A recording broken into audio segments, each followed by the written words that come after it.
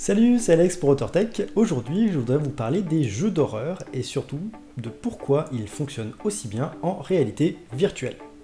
Au fil des milliers d'années, le cerveau a évolué et s'est complexifié pour venir répondre aux besoins qu'il avait. On a plusieurs couches dans le cerveau et celles qui vont nous intéresser, ça va être le cerveau primitif et le cerveau limbique. Le cerveau primitif, c'est, comme son nom l'indique, le plus vieux. On l'appelle aussi communément le cerveau reptilien. Cette partie-là du cerveau, c'est celle qui va gérer l'instinct de survie. Et ce sont vraiment des réactions qui sont imprimées dans cette partie-là du cerveau. Et l'objectif primaire de ce cerveau-là, c'est tout simplement de faire en sorte que vous restiez en vie. Voilà, c'est l'instinct de survie, il faut rester en vie. Donc, réagir très rapidement à des situations qui sont dangereuses pour faire en sorte de rester en vie. Le cerveau limbique, quant à lui, va s'occuper de gérer tout ce qui est émotion. C'est-à-dire que c'est dans cette partie-là du cerveau que vous allez avoir le déclenchement des émotions, que ce soit de la joie, de la peine, de la tristesse, de la peur ou de l'euphorie. Ces émotions-là, elles vont être générées à partir des stimuli que vous recevez de l'extérieur, ainsi que des souvenirs et de la mémoire. C'est-à-dire que dans cette partie-là du cerveau, contrairement au cerveau primitif, on peut emmagasiner des souvenirs. Autant le cerveau primitif ne peut pas avoir de souvenirs, c'est-à-dire qu'il n'y a qu'une mémoire, à court terme, ce qui fait qu'on a des réflexes qui sont malheureusement automatiques, on ne peut pas aller contre.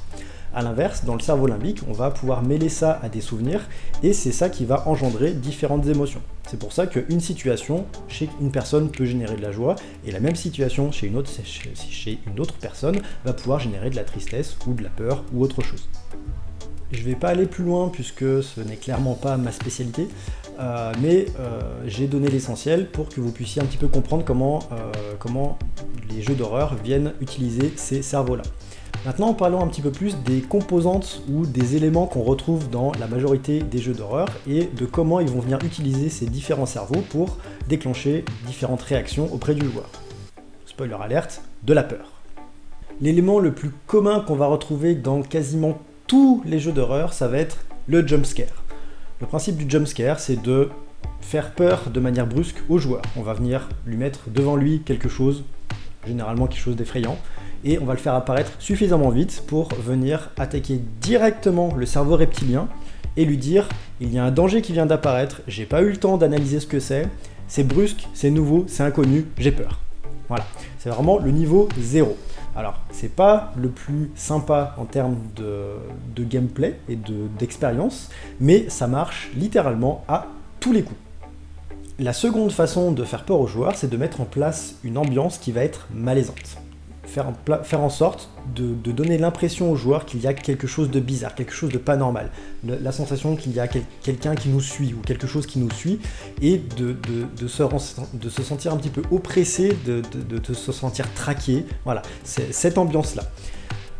Quand on met en place ce genre de choses-là, on va venir taper sur les deux cerveaux, le cerveau primitif et le cerveau limbique. En premier lieu, on va avoir le cerveau primitif qui va analyser les signaux et venir nous dire il y a quelque chose de pas normal, c'est pas un danger direct, mais il y a quand même quelque chose qui est pas normal, donc je vais préparer, je vais anticiper, et je vais faire en sorte que le corps il soit prêt à réagir. Donc c'est à ce moment-là que vous allez commencer à avoir les poils qui se dressent sur vos bras, que vous allez sentir votre cœur qui va s'emballer, parce qu'il faut envoyer plus de sang aux muscles avec plus d'oxygénation pour pouvoir s'en aller en courant s'il y a besoin. Donc là, on a le premier niveau de réaction qui va vous mettre dans une situation où vous n'êtes pas à l'aise, vous sentez qu'il y a quelque chose qui n'est pas normal. Et ensuite, par-dessus, on va venir taper sur le cerveau limbique en mettant en place des bruits, des signaux qui vont venir être interprétés par le cerveau limbique, qui va mêler ça avec ses expériences pour se faire une image de ce qui est en train de se passer, pour essayer d'anticiper la suite. Et c'est là qu'on a une composante qui est très très importante qui rentre en jeu, ça va être l'imagination. C'est quelque chose qui est absolument phénoménal et qui, dans les jeux d'horreur, ont un effet absolument fabuleux. Ce qu'il faut savoir, c'est que l'être humain a extrêmement peur de l'inconnu. Tout ce qui est inconnu est potentiellement dangereux, et tout ce qui est dangereux, il n'aime pas trop. Et du coup, quand on ne sait pas ce qu'il y a, quand on sent qu'il y a un danger mais qu'on n'arrive pas à savoir ce que c'est, eh bien c'est beaucoup plus oppressant, c'est beaucoup plus effrayant que de savoir ce que c'est. Petit aparté, c'est typiquement pour ce genre de raison que des films comme Alien, qui commencent aujourd'hui à être assez âgés, sont au final aussi au goût du jour aujourd'hui, parce que on a très peu d'effets spéciaux et la majorité du film est basée autour de l'idée de ne pas vraiment savoir ce qui se passe, ne pas connaître l'alien, la bestiole, ne pas savoir où elle est, et on a cette ambiance très oppressante qui fait qu'on est tout le temps aux aguets pendant tout le long du film à se demander quand est-ce qu'il va se passer quelque chose. Quand on combine ces deux approches-là, on a littéralement un cocktail gagnant. Ça marche, ça fait peur, ça marche quasiment à tous les coups. Alors pour répondre à la question que j'ai posée au début de la vidéo, pourquoi est-ce que ça marche aussi bien en réalité virtuelle? Eh bien en fait, la réponse elle est extrêmement simple. Ça tient en un mot, c'est l'immersion. Quand vous mettez un casque de réalité virtuelle, en fait, votre cerveau va analyser ce qu'il voit et ce qu'il entend comme si c'était la réalité. C'est tout le principe de base de la réalité virtuelle. On va faire croire au cerveau qu'il est ailleurs, en train de vivre quelque chose d'autre. Et dans une situation de type jeu d'horreur, vous stimulez votre cerveau pour lui dire « tu es dans une situation de danger ».